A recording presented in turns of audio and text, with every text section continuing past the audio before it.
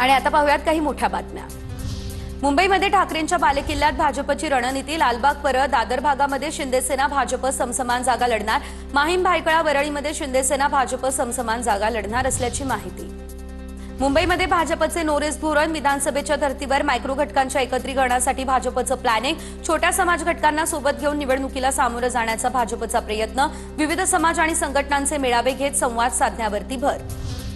आमदार खासदार नेते यांच्या कुटुंबातील असक्रिय सदस्यांना तिकीट देऊ नका। भाजप आमदार संजय उपाध्याय यांचे मुख्यमंत्र्यांना पत्र। कार्यकर्त्यांना संधी द्या, नातलगांना नाही। संजय उपाध्याय यांनी मुख्यमंत्र्यांना लिहिलेल्या पत्रामध्ये हा उल्लेख केला।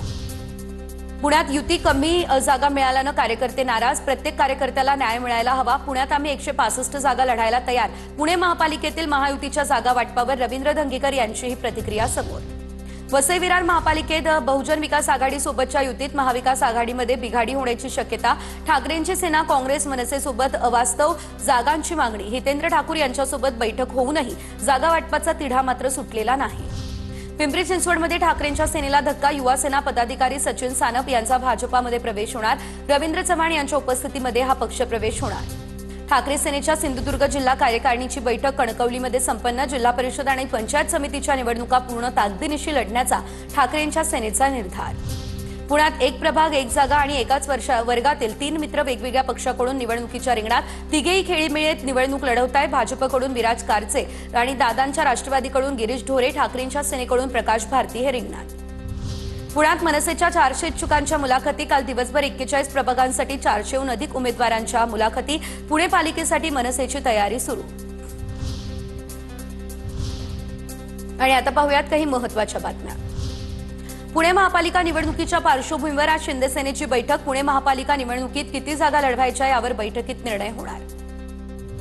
ठाणे पालिकेसाठी महाविकास आघाडीची पहिली बैठक पार पडली। पवारांच्या राष्ट्रवादीकडून ठाण्यातील 50 जागांची मागणी। ठाकरे सेनेकडून ठाण्यात 50 पेक्षा जास्त जागांची मागणी। मनसेने ठाण्यामध्ये 25 जागांची मागणी केल्याचीही माहिती। आप मुंबईमधील सर्व 227 जागा स्वबळावर लढवणार। उमेदवारांची यादी जाहीर। महाविकास आघाडीचे घटक पक्ष असलेल्या ठाकरे, शिवसेना आणि काँग्रेसची मोठी कोंडी होणार। नागपूर महापालिका निवडणुकीसाठी आम आदमी पक्षाच्या 10 उमेदवारांची पहिली यादी जाहीर। तर लोकांच्या मूलभूत मुद्द्यावरती निवडणूक लढवत असल्याचं आम आदमी पक्षाचं सांगणं। मुंबई पालिकेत 1.5 लाख दुबार मतदार असल्याची माहिती। यादी पडताळणीनंतर आकडेवारीमध्ये घट झाल्याचं समोर। दुबार मतदारांकडून हमीपत्र लिहून घेण्याचं कामही युद्धपातळीवर सुरू। लोकसभा आणि विधानसभा निवडणुकीप्रमाणे बीएमसी निवडणुकीत ज्येष्ठ नागरिकांना घरातून मतदान करता येणार नाही। निवडणुकीसाठी अशी कोणतीच तरतूद नाही। राज्य निवडणूक आयोगाचं हे स्पष्टीकरण।